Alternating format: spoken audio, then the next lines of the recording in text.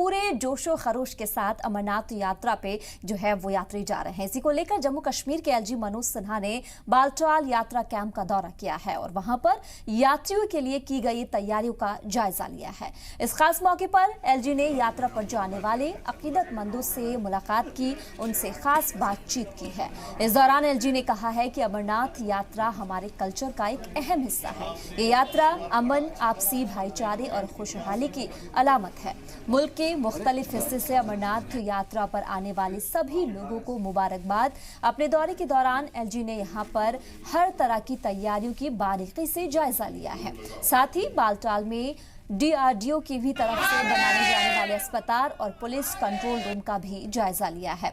यहाँ पर health care, साफ सफाई, यहाँ कम्युनिकेशन, रिहाइश और लंगर और डेली बेसिस पर जो कैंप में पहुंचने वाले यात्री हैं उनकी मुकम्मल जानकारी भी उन्होंने ली है। इस खास मौके पर एलजी ने यहाँ मौजूद सभी अफसरान को हर तरह की सहूलियत फराहम करने की हिदायत दी है।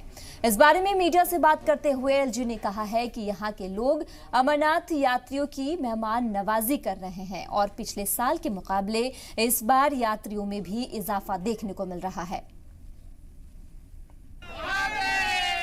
सामान्य रूप से कोविड के कारण 2 साल यात्रा सिंबॉलिक तौर पर ही हुई थी। पिछले बार यात्रा चली थी। एक प्राकृतिक हादसे को छोड़ दें तो पिछले साल की भी यात्रा मैं कहता हूं कि सफलतापूर्वक संपन्न हुई। पिछले साल के अनुभवों को देखते हुए इस साल हमारे सहयोगियों ने और भी सुविधाओं को बढ़ाने की दृष्टि से प्रयास किए हैं। गत वर्ष की तुलना में 20% ज़्यादा बर्फ गिरी थी। बावजूद इसके बीआरओ ने बड़ा ही प्रशंसनीय काम किया है। जहाँ जहाँ संभव था वहाँ ट्रैक की विड्थ बढ़ाई गई है, सेफ्टी रेलिंग्स लगाई गई हैं।